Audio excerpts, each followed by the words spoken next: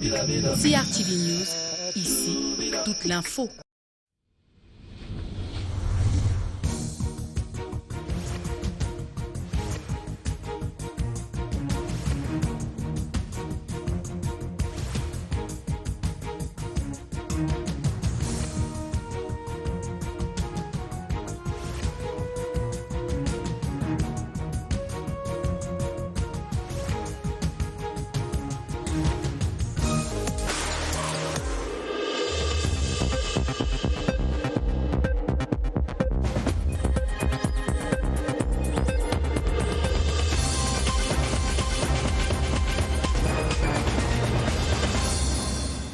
It is Good Friday in Cameroon and around the globe. Welcome to the latest bilingual newscast on the Cameroon Radio Television. Bonjour Nicole Doudou. Bonjour Emmanuela. Vous avez les titres du journal. Madame, Monsieur, bonjour et merci de rester sur la CRTV. Bienvenue aux 12 heures. Au sommaire de l'actualité, stratégie de lutte contre le Covid-19 au Cameroun, le gouvernement de la République élabore une politique de soutien à l'économie pour soulager les populations dans le combat contre la pandémie. Réunion interministérielle par vidéoconférence hier à Yaoundé. Vous entendrez le Premier ministre Joseph Dion Ngouté dans ce journal. Coopération bilatérale Cameroun-Maroc, le renforcement des liens au centre d'une audience au ministère des Relations extérieures. Le jeune Bela a reçu son Excellence Moustapha Bou, ambassadeur extraordinaire et plénipotentiaire. Compte rendu du tête-à-tête dans le 12 heures.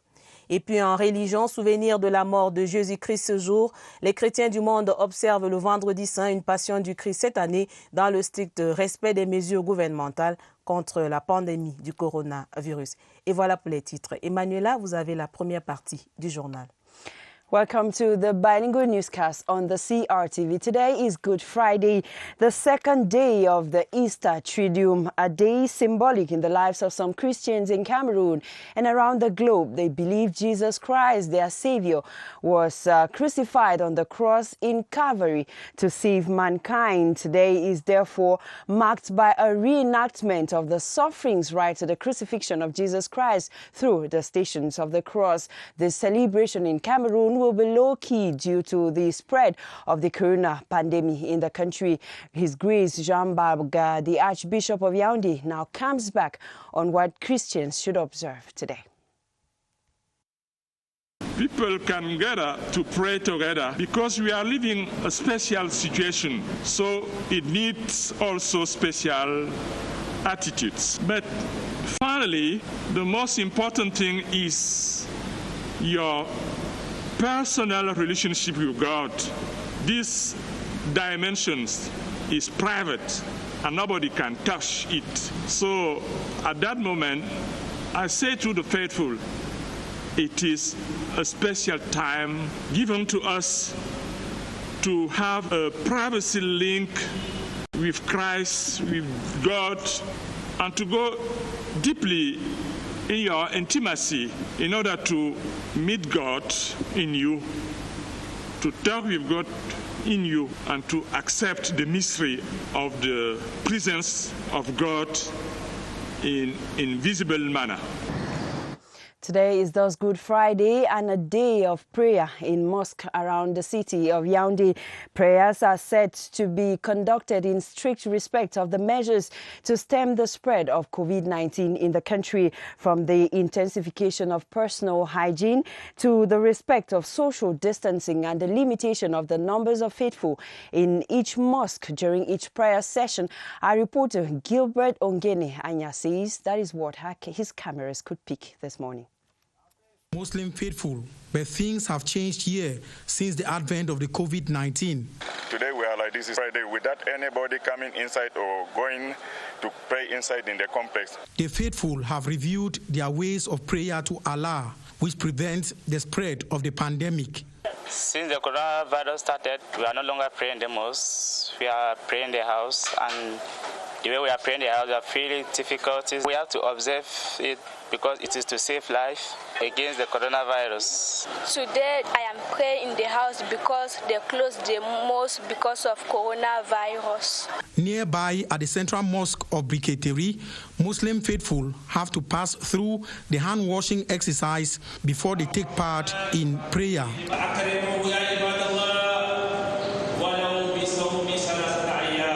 The social distancing measure is respected, and each prayer session led by the Imam Muhammad Saminu is attended by less than 50 people as prescribed. Elsewhere at the Etudi neighborhood, the mosque is closed from the public. Muslim clerics here say to every unprecedented challenge, stringent measures are necessary. Bienvenue à tous. Nous sommes le Vendredi Saint. Les chrétiens se souviennent du calvaire de Jésus-Christ jusqu'à sa mort sur la croix à Golgotha. Un chemin de croix qui se vit dans le strict respect des mesures gouvernementales contre le coronavirus. C'est une autre étape, madame, monsieur, importante du Triduum pascal entamé hier jeudi saint. C'était le souvenir de l'institution du sacrement de l'Eucharistie ou de la Sainte Seine, de même que du lavage des pieds de Jésus-Christ à ses disciples. Pour en savoir plus sur la symbolique du Vendredi Saint, voici les explications de l'abbé Georges Athanase Kono, le prêtre dans l'archidiocèse de Yaoundé, au micro de notre reporter Pierre Binambarga. Vendredi Saint, c'est la journée où nous voyons les espoirs de tous les disciples s'effondrer. Il n'y a plus rien à faire. Jésus, qu'on croyait jusque-là s'échapper des mains de ses bourreaux, finalement est mis à mort. Alors c'est tout qui s'estompe, ce sont les espoirs qui s'écroulent et c'est la désolation totale. Mais une relecture des temps présents nous permet de regarder en Vendredi Saint Jésus qui meurt de notre mort. Jésus qui assume le sort humain jusqu'à la mort. Il ne s'est pas contenté de l'incarnation, mais il a accepté également vivre ce qu'il y a de plus douloureux dans la chair humaine, la passion, la crucifixion.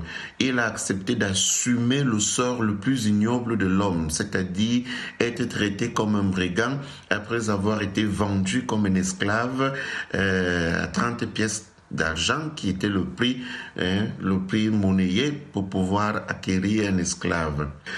Autrement dit, Vendredi Saint pour nous signifie quoi? La mission de Christ continue dans le séjour des morts. Et avec sa résurrection, il ouvre à nous tous les portes de l'éternité, les portes de la béatitude, Et ce Vendredi Saint conduira à la célébration de la Pâque dimanche prochain. Les fidèles musulmans à Yaoundé sont opaques quant au respect des mesures gouvernementales contre le Covid-19. Depuis 4 vendredis déjà, les mosquées sont fermées. Même si les disciples de Mohamed ont de la peine à s'adapter à la nouvelle donne imposée par la pandémie du coronavirus, tous ont conscience de ce qu'ils servent la bonne cause. Le reportage de Sado Mamoudou. Mansour, Ibrahim ou encore Abdallah ont beau faire leurs ablutions et être porte du complexe islamique de Chinga, ils ne pourront guère y accéder et faire la prière du vendredi comme en temps normal. Et cela ne change rien à leur qualité de musulmans. Là, on remercie Allah et on respecte les règles établies par le gouvernement. Moi, personnellement, je pratique la prière à la maison. L'islam nous a dit tout ce qui est obligation en islam, qu'on dit ne fais pas ceci.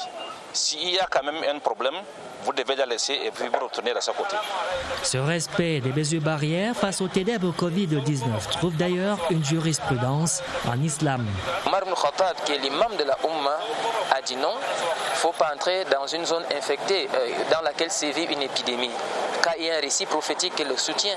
Si vous êtes à l'intérieur de la terre, restez. Si vous êtes à l'extérieur, n'entrez pas. Quant aux croyants qui veulent mourir à la mosquée et finir au paradis, les érudits ont ces mots. Allah a fait pour moi la terre comme lieu de prière et lieu de purification. Donc le musulman, où qu'il soit, il peut adorer son Seigneur sans aucun problème.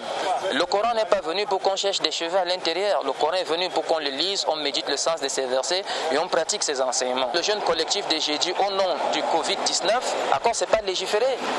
Le Covid-19 est une réalité. L'islam et ses adeptes font chorus avec le gouvernement en conformité avec les saintes écritures pour contrer la menace.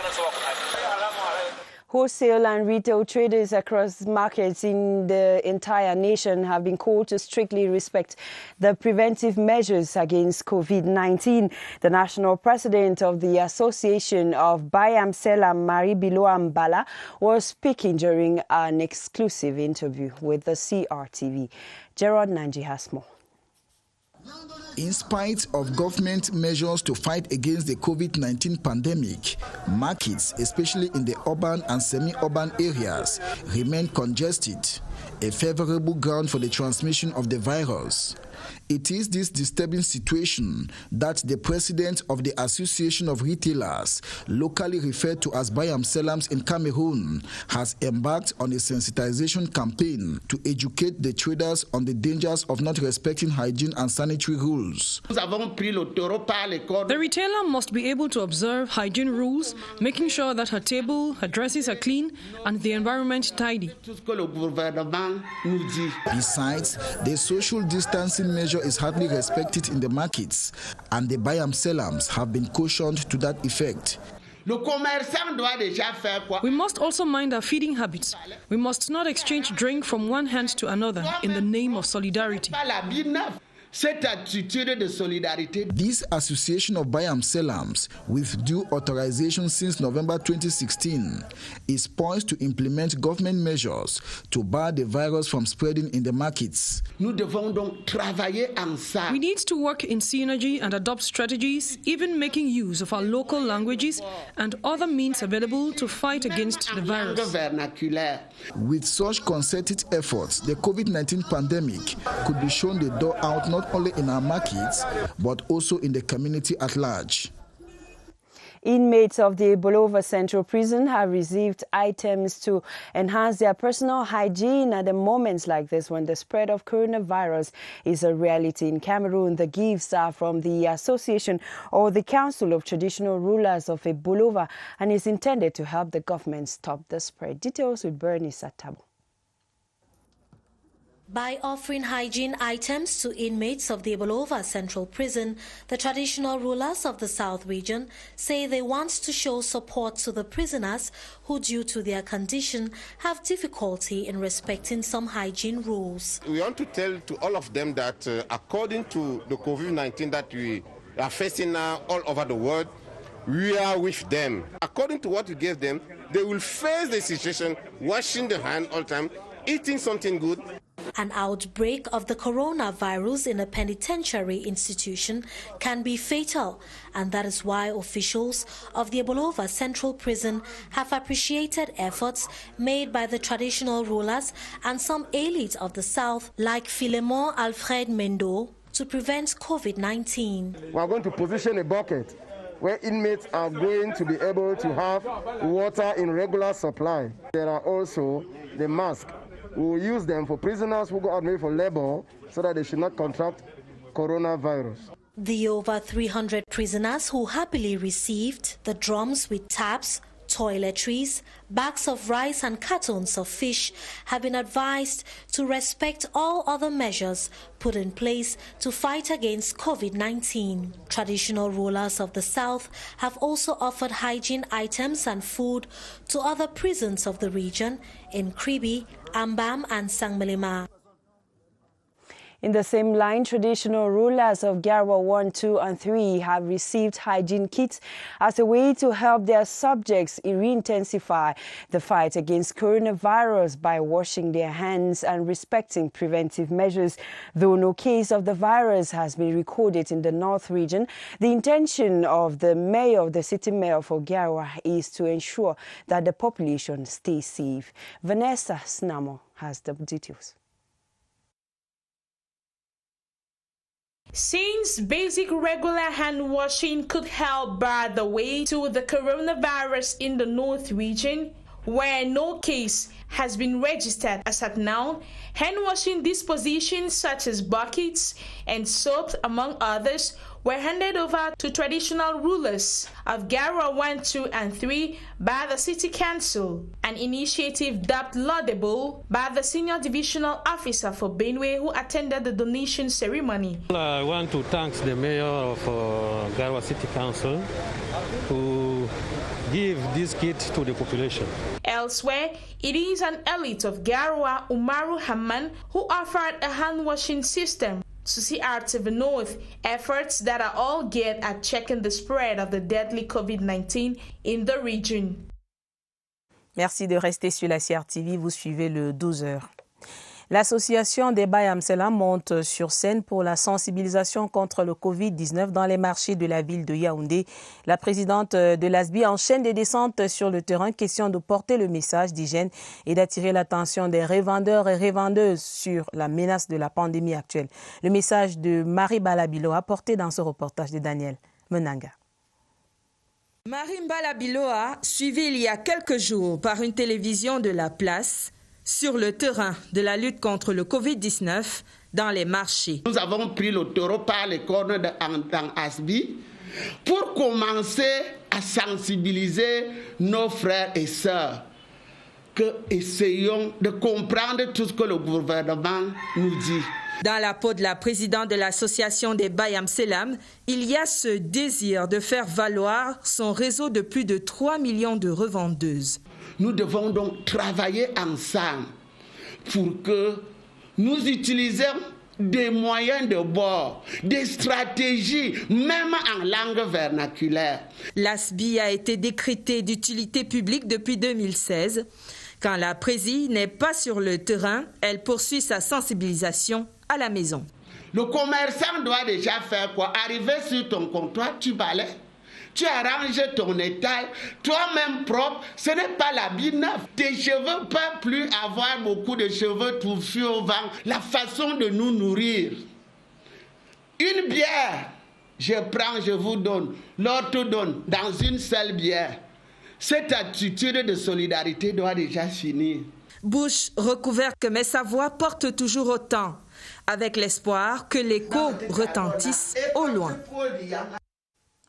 À Doumé, dans le soleil levant, autorités administratives, municipales et les populations en synergie d'action pour contrer la propagation du Covid-19. Une vaste campagne de sensibilisation vient une fois de plus d'être lancée. Question de conscientiser davantage les habitants de Doumé. Denis Amand de CRTV Est pour les détails. Même la pluie qui s'est abattue dans la ville de Doumé n'a pas entamé le moral des autorités administratives et municipales de Doumé dans la lutte contre la propagation du Covid-19. Et la population adhère à la lutte contre la pandémie. Nous, commerçants, nous engageons à prendre les dispositions pour lutter contre ce fléau. Et nous appelons aussi la population à nous aider et respecter les règles d'hygiène pour éviter cette pandémie dans notre arrondissement.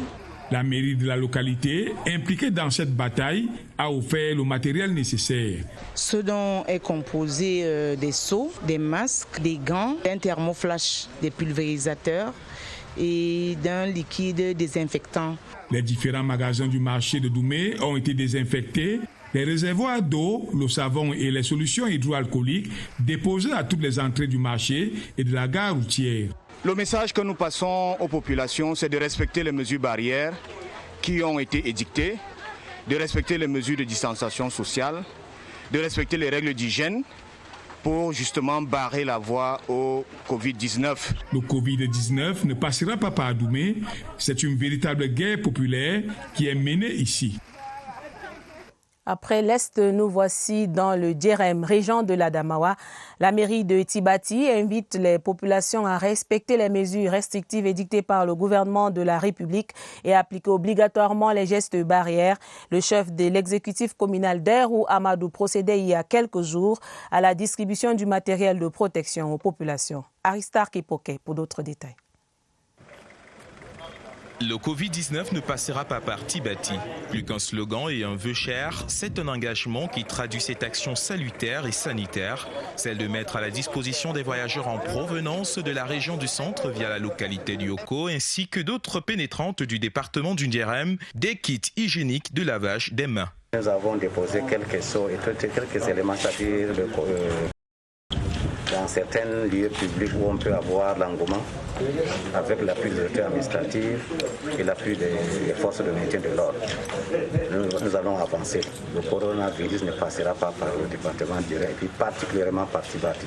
Les services administratifs de la ville de Tibati constituent des escales spécifiques de cette caravane conduite par Benjamin Belinga, premier adjoint préfectoral du Djerem, accompagné du maire de la ville d'Aïro Amadou. Le mot d'ordre étant le lavage constant des mains à l'eau coulante et du savon, moyen par excellence de prévention du Covid-19. Par-dessus tout, le message est le même, prévenir vaut mieux que guérir, et cela passe par le respect des mesures gouvernementales.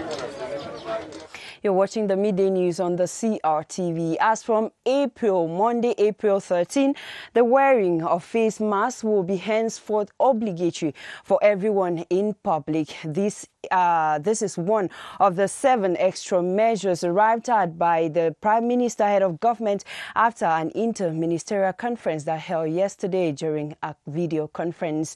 The Prime Minister, Joseph Dion Gute, has told the public to respect these measures as a way to stem COVID-19 in Cameroon. Let's take a listen. The following additional measures were taken in accordance with the directives of the head of state. 1. The general wearing of masks from Monday, 13th April 2020 in all spaces open to the public. The Minister of Industry has been instructed to publish the technical standards and specifications for the mass production of these masks locally. 2. The local production of medicines, protective masks, hand sanitizers by competent national institutions under the supervision of the Minister of Scientific Research in collaboration with the Ministry of Public Health. 3. The establishment of specialized treatment centers for COVID-19 patients in all regional capitals, following the field hospital model, to receive patients in case of a peak of the epidemic and to allow hospitals to operate normally. 4. Intensification of the COVID-19 screening campaign with the collaboration of Centre Pasteur and its branches, as well as other relevant health institutions. Emphasis will be laid on already identified affected areas. 5. Intensification of the awareness-raising campaign in urban and rural areas, both in our 2 official languages and in local languages, through complementary channels of communication to be identified by the Minister of Communications, with the support of administrative, municipal, traditional, and religious authorities. 6. The continuation of activities essential to the economy in strict compliance with the directives of 17th March 2020 and the measures recommended by the World Health Organization to prevent the spread of the disease. 7. The systematic sanctioning of any breach of the restriction and confinement imposed on persons at risk. To conclude, I would like to point out that on the instruction of the President of the Republic, His Excellency Paul Biya, the government is considering accompanying measures that would mitigate the negative effects of COVID-19 in the various sectors of activity that have suffered most. I urge the population to become actively involved in the fight against the spread of COVID-19 in our country by scrupulously observing the measures prescribed by government, especially the prohibition of gatherings and the restriction of non-essential urban and interurban travel. Thank you very much for your kind attention. Le port des masques de protection désormais obligatoire au Cameroun. Il faut que la courbe de contamination regresse. Le Cameroun mène un combat contre le coronavirus depuis plus d'1 mois déjà, Madame, Monsieur. Les mesures barrières édictées par le gouvernement de la République sont constamment rappelées aux populations. Et pour l'accueil et la prise en charge des patients atteints du Covid-19, des unités sont aménagées dans certains hôpitaux du Cameroun, en plus des autres sites encore en travaux. Rendons-nous à l'hôpital général de Yaoundé pour découvrir ce circuit parcouru par des malades du Covid-19 avec Agnès Solange à Bessolo.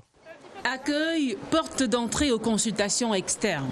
La première zone de triage des cas suspects au Covid-19. Puis les urgences. Ici, tout patient est soumis à un questionnaire préalable. En fonction des réponses du patient, on peut classer dans le patient en cas suspect ou bien si c'est un patient ordinaire, il retourne dans la circulation de constatation normale. Maintenant, si c'est un cas suspect, on va l'admettre en zone d'isolement. Donc, et attendre que le prélèvement soit fait. Une fois déclaré positif au coronavirus, le patient est placé en isolement dans ce centre, à 500 mètres du bâtiment principal. L'édifice a une capacité de 20 chambres climatisées et pour l'heure, 7 malades ont été admis en début de semaine. Quand le patient est asymptomatique, on fait généralement un suivi clinique tous les jours. Donc on examine, on prend les paramètres. Si tout va bien, on surveille. Dans les patients qui ont des symptômes un peu légers, on fait un traitement symptomatique. Donc si c'est une toux, on met un antitussi. S'il y a une fièvre, on fait baisser la température. Le patient a ses 3 repas par jour. La literie est changée tous les jours. Et puis les médicaments, c'est également l'hôpital qui fournit les médicaments. 2 infirmiers et 2 hygiénistes se relaient pour la désinfection totale des chambres tous les jours. Après 14 jours de mise en quarantaine, une équipe du Laboratoire national de santé publique procède au prélèvement avant d'envisager un protocole de sortie bien précis. On fait systématiquement un prélèvement de contrôle. Donc quand le patient est négatif, à ce moment on peut envisager sa sortie. Donc c'est négatif et puis le patient est asymptomatique. Donc on le fait sortir et on lui demande encore de faire 14 jours de confinement à domicile et on le revoit après ces 14 jours en consultation pour réévaluer. L'hôpital général de Yaoundé, l'un des hôpitaux agréés dans la prise en charge du coronavirus au Cameroun, a enregistré depuis le 17 mars 25 cas positifs au Covid-19, 17 guéris et 0 décès à ce jour. Autre volet de l'actualité, le renforcement de la coopération bilatérale entre le Cameroun et le Royaume du Maroc au centre d'un tête-à-tête au ministère des Relations extérieures. Son Excellence Moustapha Bou était reçu par le jeune Bela Bela. Le ministre des Relations extérieures a transmis des nouvelles du gouvernement camerounais au gouvernement marocain. Les détails avec William Badi.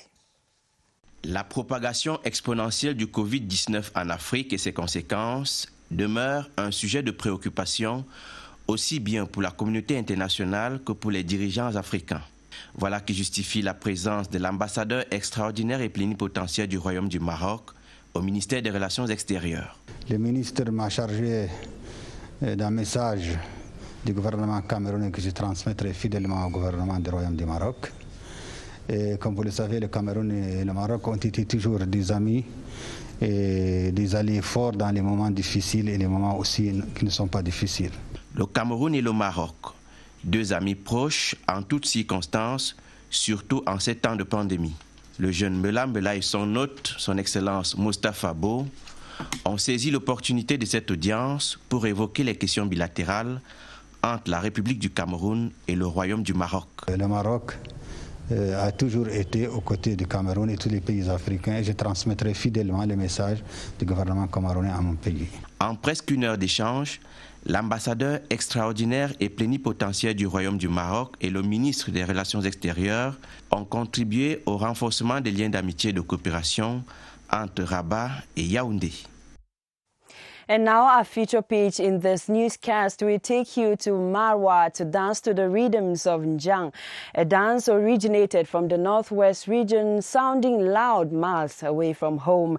The Northwest Development Association in Marwa recently launched its activities after 3 years lying dormant due to the impact of Boko Haram insurgency in Marwa. How is the Njang danced in Marwa, far from Bamenda?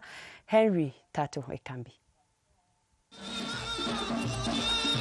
They were quiet for 3 years because of the fear of organizing activities at a time when the Boko Haram sect used to push people to go to bed early in the far north.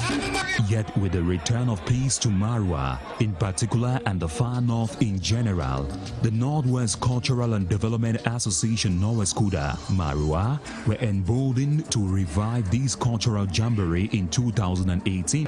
This is a very big day for the Northwest.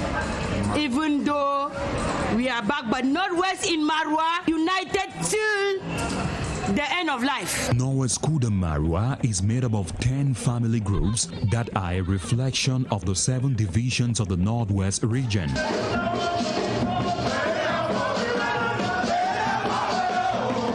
Yet this occasion was not only meant to eat, drink, sing and dance, it was also out to chart a way forward in terms of development. To celebrate our culture and equally to raise funds to construct our multipurpose cultural hall in the Far North region. Then came the guest of honor. After savoring the rich cultural displays, the Bangalum dance seduced the governor and he could not longer remain on his seat.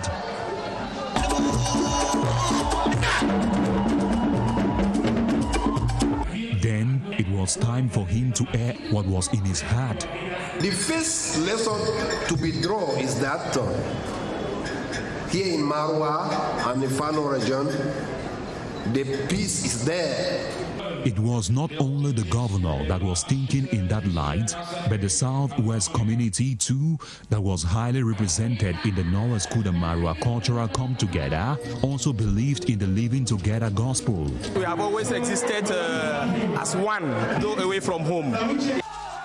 Yet others wanted the happiness and peace that is beaming in the Northwest community in the Far North capital to be transferred to their brothers and sisters in the English-speaking regions of the country with the help of God. Where we are today, we are happy. Down there, it's not happy. It's like you have your fingers 10 and then 2 is not happy.